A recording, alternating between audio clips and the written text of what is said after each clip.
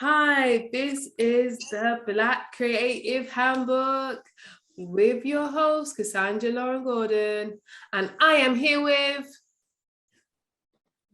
Teedeevee, man. Okay, I'm gonna do this one more time because usually we just do it. So my name is Cassandra Lauren Gordon, and this is the Black Creative Handbook, and I am here with... Teedeevee. Woo! Okay, yeah, okay. Well done, man. So how should we describe you? Okay, basically, you can describe me in two ways, man. Just two ways. Lawyer.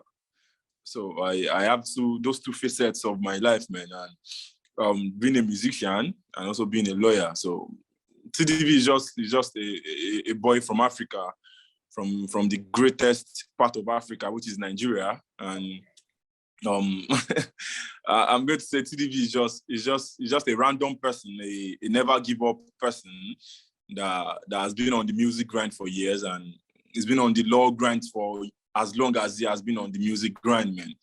So that's just basically who I am. So once you know the fact that I'm a musician and you know the fact that I'm a lawyer, you already know everything about me. Understood. Thank you very much for sharing. So before we get into your creative process of being an artist, we're going to ask you some quick fire questions just to get to know you more. Okay. Yeah, no problem. Great. Do you like water or fire? Water. Why? Because water solves virtually all problems fire cannot solve. Ooh, give us an example. Okay, water quenches your thirst. Water solves, like, we use water virtually for everything in this life. We don't use fire for that. Understood, understood. Are you a morning person or night person? I'm a night person. Why? I get everything I need to do. I get it done at night, like midnight, like when other people sleep. So that's when I'm able to think very well because there's silence everywhere. Understood, understood. Do you eat cereal or do you eat toast? Which one do you prefer? Cereal. Your favorite cereal and why? Yeah, I just like the taste. I like how I sound. I taste in my mouth. Okay, understood. And it's quick too. Okay, understood. This is just random, so I'm just going to carry on with it. Do you like red or blue? Blue. And why? Because I'm a Chelsea fan. Ah, okay, I hear you. Okay, I hear you. That hurts. That hurt. Okay, cool. Do you like triangles or circles? Triangles.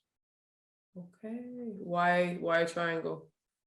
Triangle has three sides, and I feel three sides is enough to change the life of anybody, to change the world, man. So it has three sides, just three sides. Okay. It's just because of the size I like triangle. Davido or Burna Boy? Burna Boy. Sorry, I said it wrong probably. Okay. Why do you like him more? I'm going to tag, I like Davido, I like both of them, but I'm going to tag Burna Boy as one of the greatest artists that ever emerged out of Africa. He's very talented, so no other than fact rules about that. Okay, understood. I'm gonna go from some American artists, if you don't mind. I'm gonna go for Jay-Z or Kanye West. Oh, Jay-Z. Why is that? I think I don't listen to foreign music because I'm very indigenous, but I listen to some couple of Jay-Z songs and some couple of Kanye songs, and I felt the connection Jay-Z has with people more often than how Kanye does. So that's just simple enough to pick from.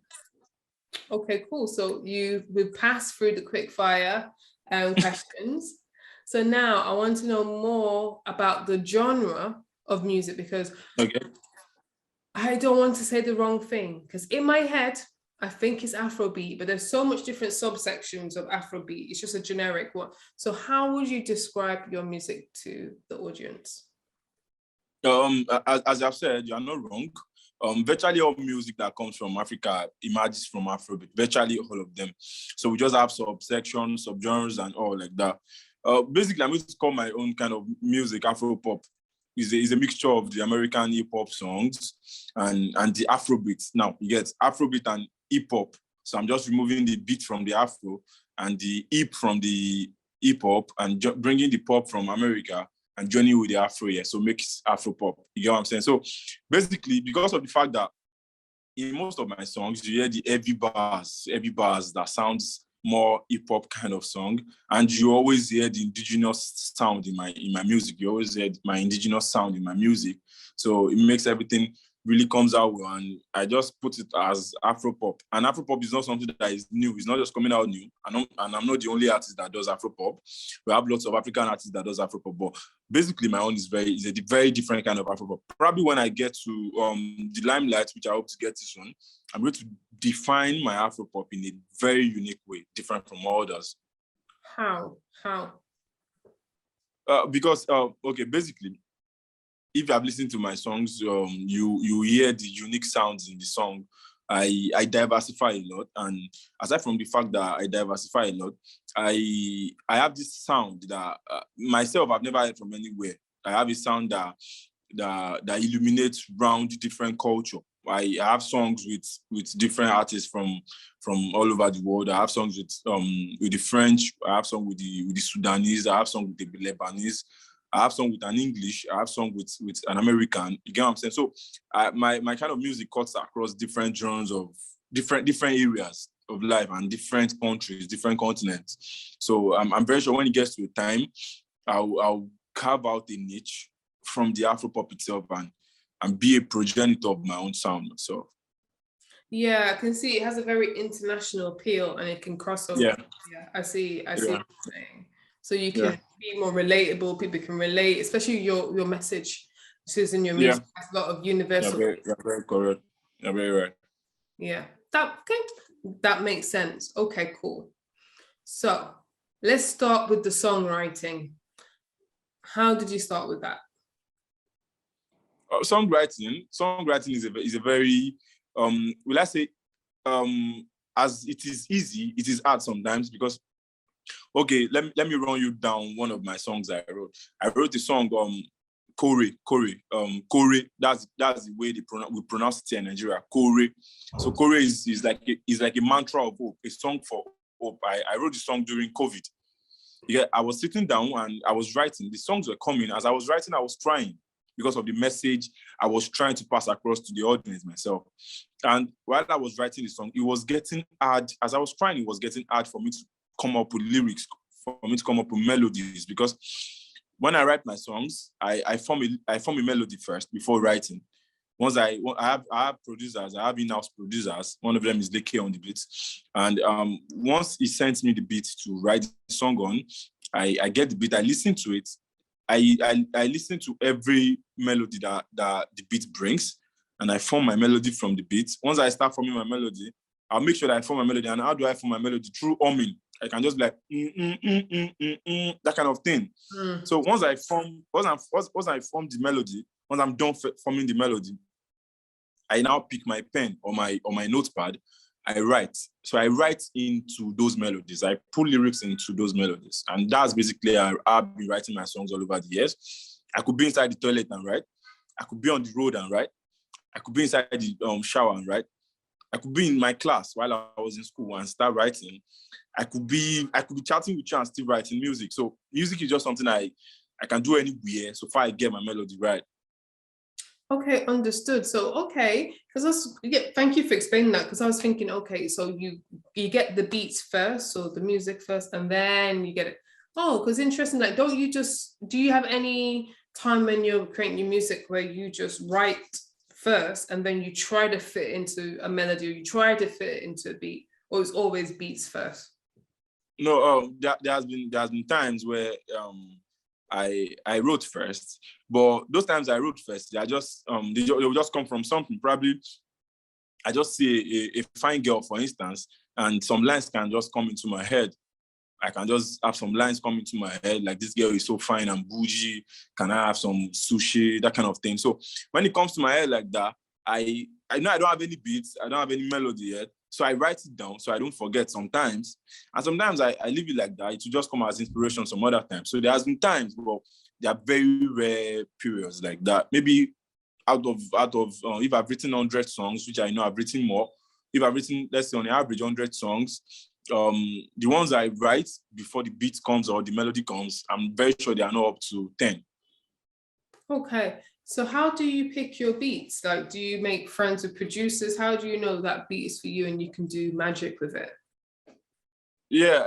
I make friends with producers, but I'm the kind of person that I don't believe in changing producers. I don't believe in working with this, working with this, working with this, working with lots of them, plethora of them. I believe in the fact that once you have a producer that works with you all the time, if the producer wants growth for you, if you guys want growth for the music or for the music industry in particular, the producer should be able to switch up. Are you getting me? Should be able to switch up and not say, I want to remain on this sound forever, that kind of thing. So when the producer can switch up, for example, I'm making reference to one of my very good producers, Leke on the beat. We've been working for about 4 years now. And if you listen to most of my songs that Leke has produced, he has different tone to it, different feel. Everything has different feel. For example, if you listen to Kore that he produced, Leke on the beat produced Kore. If you listen to Kore and you listen to Babyo, there are two different songs, and you feel that there are two different producers. So you get what I'm saying? So that kind of thing, I just have one in-house producer, and I have about 3 others that I could just call up Alpha Swanky, Alpha this. Come, let's work together and do like that. So what I'm hearing is really important to have these relationships with producers over time, and that will help to get your sound and help you. Then if you just go to lots of different producers, you don't have that identity, and it's all over the place. So it seems like these relationships are very important to have these creative relationships. You know, like, just to give an example, you know, like back in the day, rap artists like Kanye West and Jay-Z or Pharrell, or, you know, you see like, why do they keep on working with each other again and again? They have that relationship. You have the way how you have your language, you talk to them, you want this be done, that be done. You don't have to go on and try to, you know, do a new language of like how the record's done. So it sounds like it's very efficient once you get your collaborators. Okay. Yeah. What are you saying? Okay, cool. So great. So we established how you get the creative like juices going. Okay. So you have your beats, you're going to start writing. You already talk about the song what you made in COVID, but what are the other themes do you have? Like if someone says, what is Teedeevee, the brand or the artist? In 3 words, what do you want people to recognize you as a musician as? Okay, let me put it like this. If people listen to my songs, one thing they will most likely listen to is messages. I pass across messages a lot, and basically Teedeevee the musician or Teedeevee the brand is basically about love and life. Most of all my songs are either on love or about life generally, or how people are suffering, how the society is not taking care of people, how people are suffering from this, from that, and how people should not give up, how people should always think that there's hope, there's light at the end of the tunnel, like that. And when it comes to the love part, I'm a very emotional person, and I tend to believe in love then, and because of the fact that I believe in love and I feel love should rule the world, because not only love between a man and a woman, love generally should rule the world. So because of my belief in love and the fact that I take so much interest in love, almost all my songs, majority of my songs, like 95% of my songs are about love, the normal love, the man and woman love, and every other kind of love you can think of. So if you are saying Teedeevee as a brand, or you are saying Teedeevee the musician, you want to see what this guy is all about, just think about love and life, man. Okay, so let's expand into that. So you write about love and life. How is love right now? How do you express love in your music, and what's going on in your life right now? Because I think sometimes life imitates art imitates Music, it's all a big circular thing. Okay, how do I write about love? You know what? Basically, while I'm single right now, but basically while I was writing about love, I was dating, and it makes it more realistic, when you're in love with someone. So it makes it more realistic to write about them and put it in song for other people to listen to and for other people to learn from. You get what I'm saying? So now I still write about love, but it's not, it won't be as genuine as before, while you're in love with someone. So basically that is just about that. So anytime I write about love now, it just comes like inspiration, and I tend to protect myself, my interest and all like that. So Okay, that's just what it's all about. I hear you. So you touched on a little bit because you wrote one of your, is it Corey, that one about life, but what is life right now for you? I was saying, so what are you writing about now? What are you writing about now? COVID Okay. is gone and that, so Yeah. Funny enough, I'm writing about love now. I'm writing about, there's a song I have now.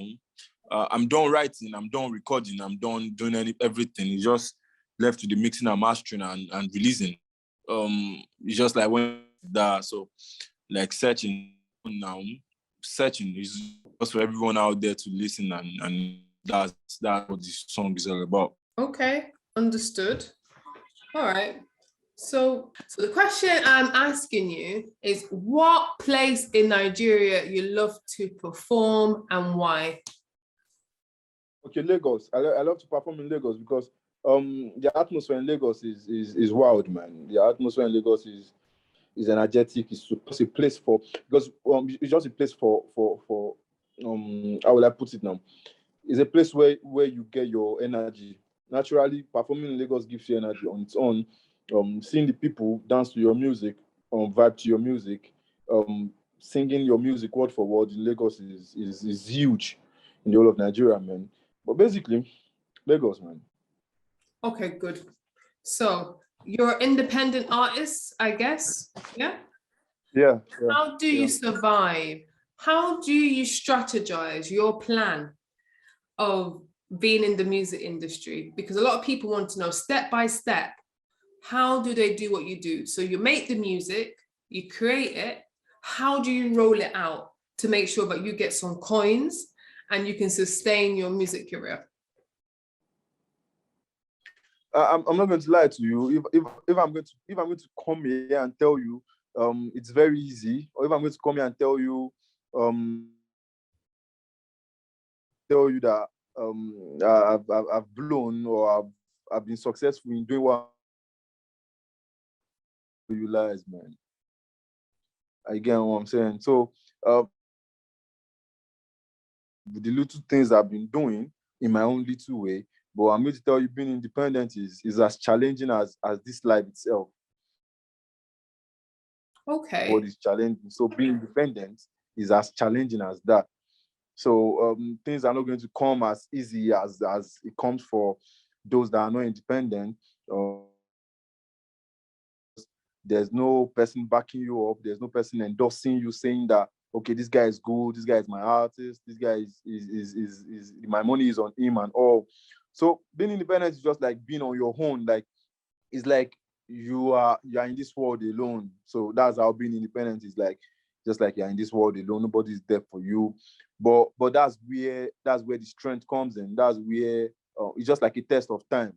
So that's where the strength comes in. That's where you are being tested, whether you can really survive this life or not, whether you can really live this world on your own or not. So that's how being independent is. So through my own years, I've been, and funny enough, through my own years, I've been merging two distinct careers together, law and music. So while I was in the university studying law, I was doing music back shit for over 7 years now, and being independent is crazy as you can think of. So I don't know. That's just what I can really say about it. But And that's what the life is all about, man. Being independent is just as that. Okay, but there must be some positives. Tell us something positive about being a music, independent artist. There are a lot of positive things though. So maybe I was carried away by the negatives. There are a lot of positives being independent. You're on your own. You are your own boss. It's just like an entrepreneur. Combining all the risk, all the gains all the gains are yours, all the losses are yours, all the hypes are yours. Positive thing is that every good thing that comes with being independent is yours. So the hype, the praises, the money to being independent. So it's not like, it's just like when you're working in a record label, you're working for some persons, and while you're working for them, the praises goes to the record label, the money goes to them, so they give you the percentage and all like that. But being independent is just like different from that. Though being independent too, you still have to share your money with publishers, you share your money with beat producers, you share your money with mixing and mastering engineers, you share your money with distributors and all like that. So, but at least you are the core center, you are the center of everything like that. You control things like that happens. Do you get?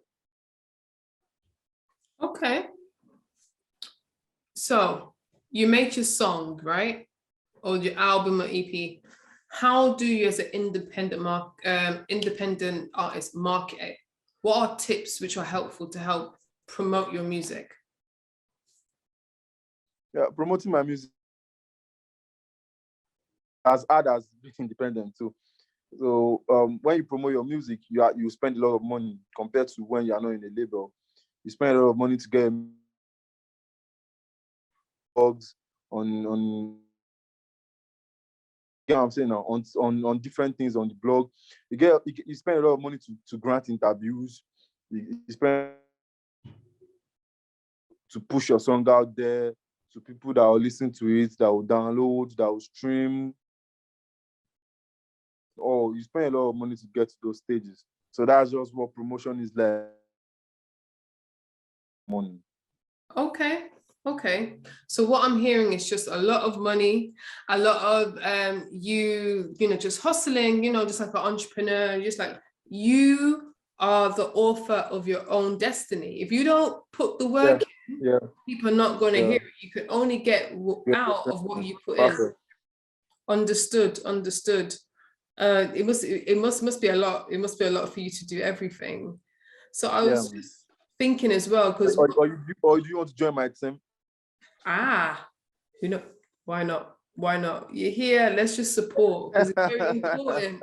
It's very important to support the independent artists, especially when they put their heart and soul on producing something good, quality. That's very, very important. You're right. Yeah, I think you put on your Instagram, is it Corey? It's like an evergreen kind of single, because it just relates to anybody in the world. It has that kind of soul, or it kind of makes people think about the hardships and the positive things in people's lives. You're very correct, man. You're very correct. I was just wondering, I'm a quite visual person. A lot of people on this podcast is quite visual. How did you get the idea for the visual aspect of it? So people, like, you got the music, you got the audio, but the visuals to bring it to life. What made you think about the visuals for the song? Doing visuals there in Nigeria. Okay, basically, I told you I'm a lawyer too. So getting all those ones in place have been hard so far, because of the fact that I've been very, very busy. But I would have loved to get my fans some videos, some visuals to have to them and be able to connect it with the song. You know what I'm saying? Because visuals helps you to connect with the songs better. So that's been in my plans, but because of time and all, but I should create time for my friends and my fans. So over the years, or probably in recent times, on my visuals. Okay. But visuals is a lot of money too, because to gather songs, to make a video for a song is a lot too. There's a lot too. So we have to be careful in this whole process and try to make the best of what we got. Don't worry, when you join my team, everything will be better. Why not? Why not? Two heads are better than one. I totally understand that. I really like your visuals for your your album art. It's very, very striking. I'm just looking at Instagram.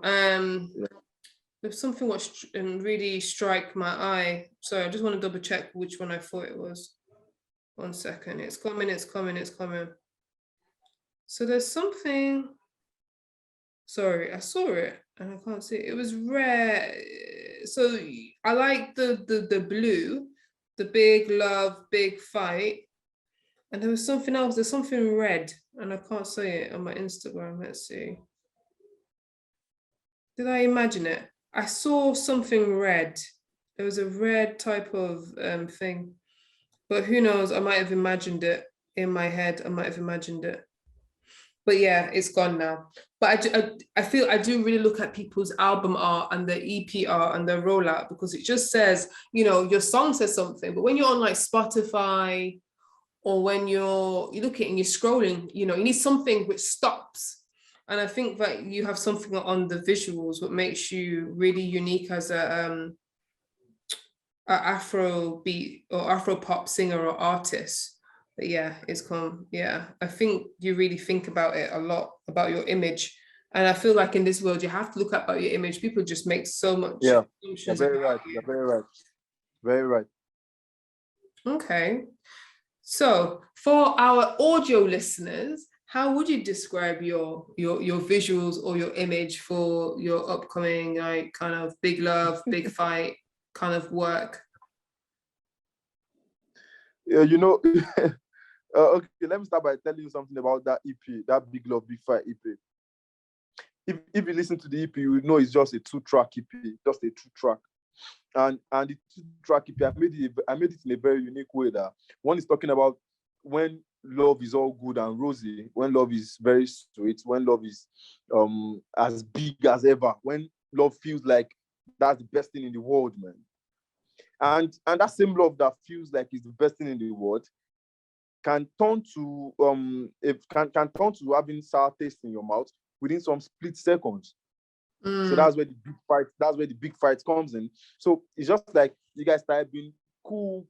Okay, let me just put it like it's just like heartbreak.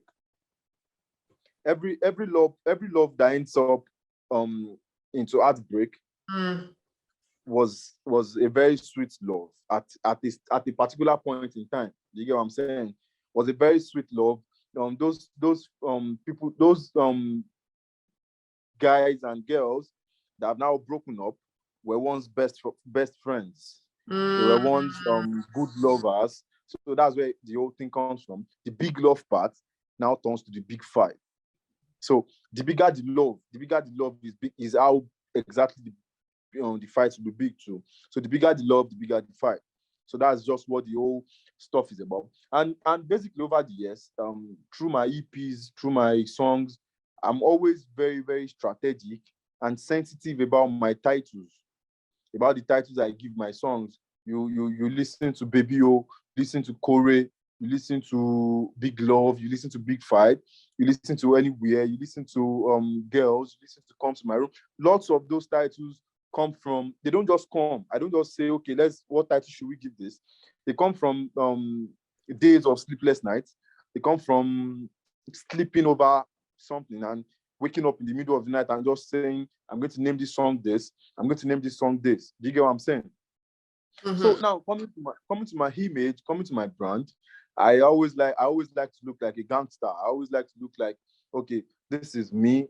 I always like to have a particular look that tells people that, okay, you can be this and you can be doing this. For example, now, when you look at me, you might not feel that this kind of person should be able to pass across this message. But when you listen to the song, you feel like, wow. So, and that is exactly what I want to create. I want to create those wows in multiple ways. I want to create those wows in multiple forms. I want to create those wows from multiple people, from multiple persons, from a lot of people. So I want to always surprise people. I want to always tell people that, okay, this is Nigeria, this is Africa, You can always hear my songs in Egypt. You can always hear my songs in Sudan. You can always hear my songs everywhere in the world because I don't limit it. I don't get to limit myself. Do you get? Understood. I just want to, because we have an international audience like UK and also in the US, I just want to check about how would you define the Afro-pop or Afrobeat scene in Lagos? What are key things for people to look out for? You know, what does it feel like? How does it feel like there? Once you listen to the Afrobeat or Afropop, the only thing I can assure you, one thing I want to assure you is be ready to move. Be ready to move your body. You cannot listen to Afrobeat and sit down somewhere. You cannot listen to Afrobeat and be on your seat. You cannot listen to Afrobeat and say you want to sit down, you want to think. The Afrobeat will not give you time to think. Afrobeat will not give you time to be sad. Afrobeat will not give you time to say you want to sit down and just be dormant. No, Afrobeat is not going to give you that chance.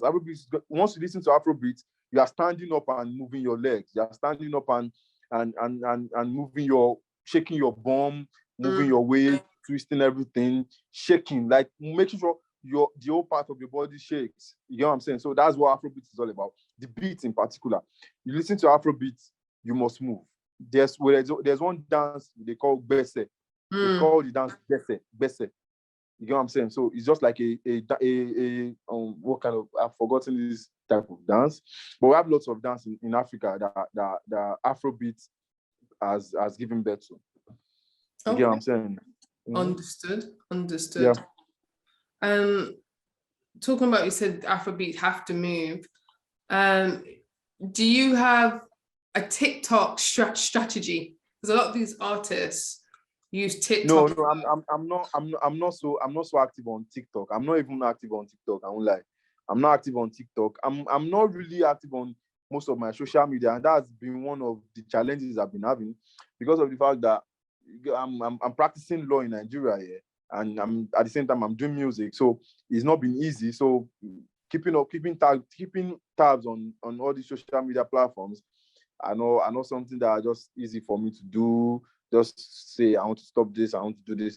So there are still areas where I'm mending myself, I'm mending the brand, I'm mending every other thing that works for the brand, that will make the brand work together. I'm still mending those areas. So basically, that's why I'm not really active on TikTok, and I think I should use TikTok more often. Maybe when you join us, we'll start using TikTok often. I hear you. Okay, so establish what your music is. We've looked how the highs and the lows of being an independent artist, but the main thing when you're independent artist, hundreds of coins come to you and you have creative control, which is very great and liberating. There's no one saying you must do this, and you don't have to have the pressure of releasing music to a certain time scale. You can release it when you can. What about the live performances? Now, I don't know how it is in Lagos or Nigeria because of the COVID type of, lockdown. So how often do you perform, and when is your next performance, live performance? Okay, I don't perform often. Let me start with that. And all the live performances I've had in Lagos have been very glorious. They have been, as I've said earlier, they are energetic performances. Because when you perform in Lagos, just be ready to bring your A game. You cannot bring anything less. Even if you're coming from any part of the world, once you're performing in Lagos, be ready to bring your A game. So that's how the performance is in Lagos. Be ready to bring your A game. And in regards to my next performance, I wouldn't know because naturally, but funny enough, I'm not having any show. I'm headlining for now. I'm not headlining any show for now. But if anything comes up, we take it up if it's the perfect one. Okay, cool. So it sounds like you're in a good space of new opportunities, and when they come, they come. And as you said, it's really hard practicing law.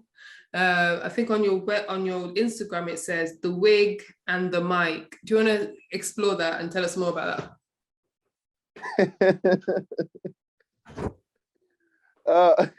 That's why I plan to name my next album "The Wig and the Mic." Okay, it's just simple like that. I don't know if you have seen if you check my Instagram. I know that you passed the bar, so the biggest bar in Africa. So okay, so Mr. Barrister. Yeah. Okay. If you check my Instagram picture, my Instagram profile picture, you see my wig standing on the mic. Yeah. So that's just what it means. The wig and the mic. It just simply means that I'm a lawyer and I'm a musician. That's all. Okay. Understood. It says it on the tin.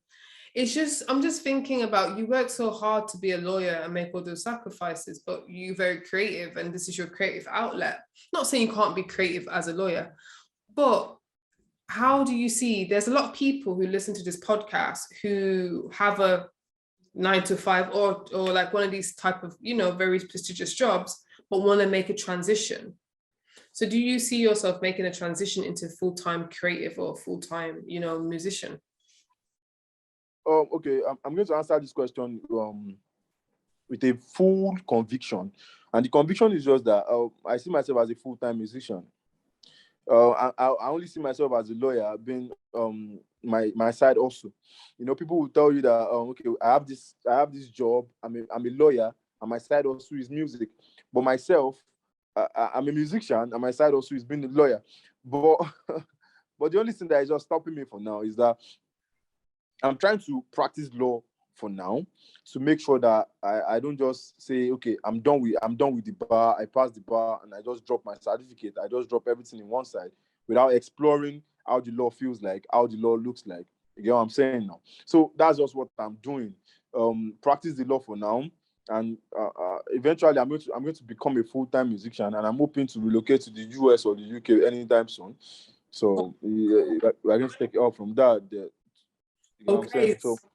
So as a lawyer, you can plan, you're very strategic, so you know what you're doing. So that's amazing. No, it's good. It's always good to have a plan. Like, as you said, being an independent artist is not easy. Like for me, being an artist, most projects what I do is self-funding. So you got to do something, you got to hustle. But the thing is, like, when you watch Instagram and YouTube, everyone thinks it's all instant.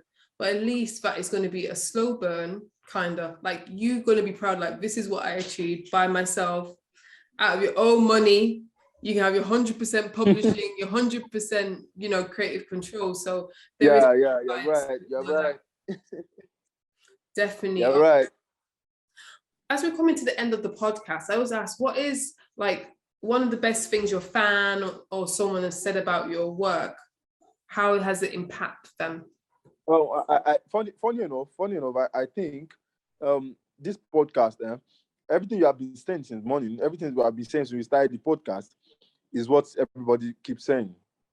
The uniqueness, the creativity, the fact that I'm versatile, the fact that I can wake up in the middle of the night and write songs, because I've had my friends stay over and I've written songs with them. I've had my girlfriend stay over, I've written songs with them. I've had people stay over, I've written songs with them. I've disturbed my mommy with songs while writing, while trying to form melodies. So everything actually makes everybody feel like, oh, this guy is okay. This guy this thing is like do or die for this guy. This guy is okay. This guy is determined, like you're saying. This guy is strategic. This guy knows what he's doing. So every other thing like that, I listen to it every day. Okay, you have a good voice. Some can tell me your voice is very unique. I've never heard your kind of voice before. Some can tell me I like the way you write. I like your lyrics. I like the messages your songs give me. Some can tell me that okay, your voice is too deep, and I like the fact that it's too deep. Some can tell, okay, it's because of the way you look. Because one thing I take as important as my song or as my sound is my cover art, the picture I use for my music, because I have to make them appealing to people, because that's the first thing they will see. It is the picture, the cover art, that's the first thing they will see before the music. So I like to make it more appealing for people. So I get a lot of kudos to those ones. But all these persons I've just mentioned, they don't know the sacrifices, they don't know the challenges, they don't know everything that goes into putting these things together. It's just a few people that knows. Just a few people, just few of my friends like that. But basically.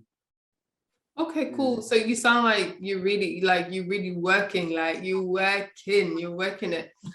Before we go, is there anything that I haven't asked you but you wanted to talk about? Well, that's one thing I'm liking about you already. I've already cut across every areas of my life, virtually every areas of my life, virtually every areas of my music life, virtually areas of my legal life, virtually every area. So I give you kudos to that. Chop, thumbs up. Thumbs up, thumbs up. Okay, cool.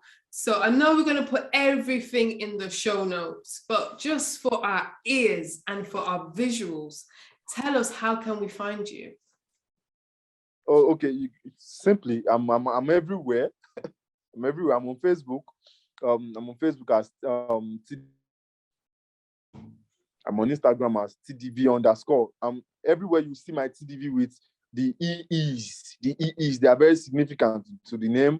So you see my T with the 2 E's, the D with the 2 E's, the V with the 2 E's everywhere. So once you get to Instagram, you see the Teedeevee_. You get to Twitter, you see the Teedeevee_. You get to Facebook, you see Teedeevee official. So I think I'm a little bit more active on those three stuff. And on Spotify, you search Teedeevee, you see Teedeevee. On Apple Music, you see Teedeevee. On LinkedIn, you see Teedeevee. I'm actually everywhere, but I'm not just too active on everywhere. Okay.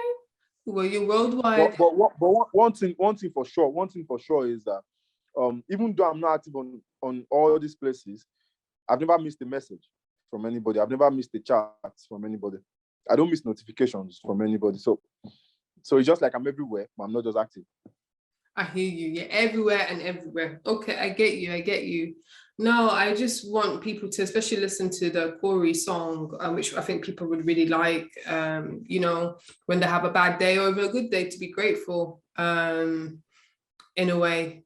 So it's not like, do you know that Jamaican artist, Kofi, you know her? That Jamaican artist? Okay, Kofi.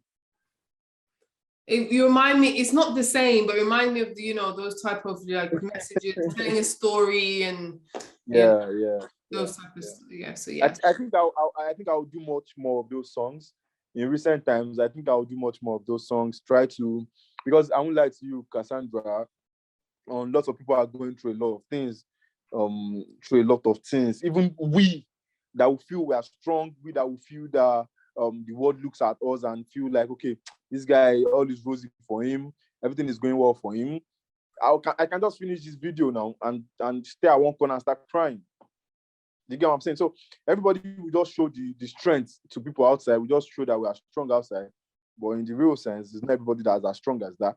So everybody is going through a lot in this world. Everybody's going through a lot. So there are people in Nigeria that cannot afford 3 square meal to eat 3 times a day, to eat 2 times a day, to even eat 1 time a day is hard for some people. So we need to encourage them with music. We need to encourage them with words. We need to encourage them with a lot of things like that. And it's not only in Nigeria. In Africa generally, I'm not going to say Africa is messed up because we have a lot of resources. We have a lot of talents. We don't just have good leaders to maximize them and utilize them to the best ways, man. So basically, we need to encourage people with our song, with our music. This podcast you are doing is to encourage people, is to encourage everybody not to give up, to encourage everybody to keep doing what they're doing. You get what I'm saying? Okay, that's so positive. Thank you. So just end it there. We know how to find them. Everything's going to be in the show notes. Teedeevee, and this is your host Cassandra Laura Gordon of the Black Creative Handbook. Connect with him, connect with us, and we will speak soon. All right then. Yeah, for sure. Bye.